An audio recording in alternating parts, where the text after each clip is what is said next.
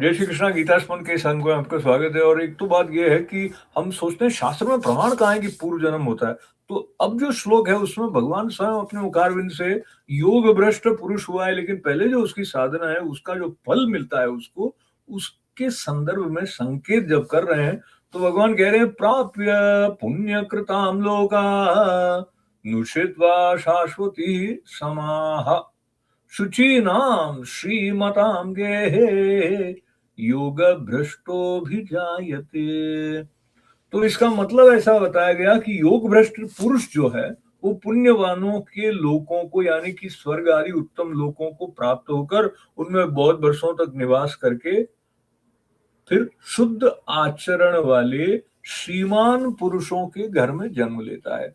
तो मतलब यह है कि जो पहले साधना की गई है उसके कारण उन्हें ऐसे अवसर मिलते हैं, ऐसे घर में रहकर जिन संस्कारों को लेकर वो भगवत भक्ति की तरफ अग्रसर हो सके और जहां तक का सीखा गया था उससे वो आगे बढ़ सके। तो हम अगर देखें, जीवन एक प्रकार से सीखना है कि हम अपने को कैसे अपना रहे हैं, हम जगत को कैसे अपना रहे हैं। और जब मोक्ष प्राप्ति कह दें या भगवत प्राप्ति लक्ष्य के रूप में दिया जाता है तो जो मन हमारा है वो कैसा है, वो शुद्ध है कि नहीं है।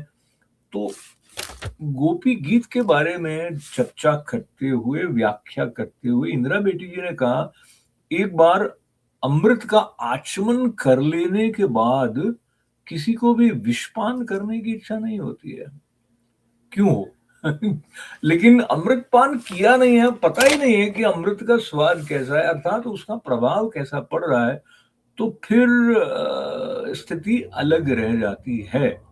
पर जो श्रीमान पुरुषों के यानी ऐसे परिवार में जन्म लेता है जहां वो उन संस्कारों को लेकर आगे बढ़ सकता है जिससे उसकी मन की शुद्धि हो, जिससे उसके भीतर ये स्पष्टता हो कि ईश्वर प्राप्ति का अर्थ क्या है, भगवान के साथ एक में एक होकर जो अमृत की बूंदों का स्राव है उनकी अनुभूति का अभिप्राय क्या है, जो जिसके जीवन में घटित हो जाता है, वो उस अवस्था तक पहुंच जाते हैं जिसके बारे में अखंडानंद सरस्वती जी महाराज जब नारद भक्ति सूत्र पर व्याख्या करते हैं तो वो क्या है कि जो साधना करने वाला है वो तितिक्षा के साथ होता है, कष्ट को प्रसन्नता से भगवत प्राप्ति के मार्ग में सहन कर लेता है। तो कहते हैं कि अगर भक्त को मच्छर भी काट रहे तो कहता है आहा, मच्छर बड़े कृपालु हैं। वो कहते हैं सो मत, भजन करो। तो हम भी जाग जाएं। जय श्री कृष्ण।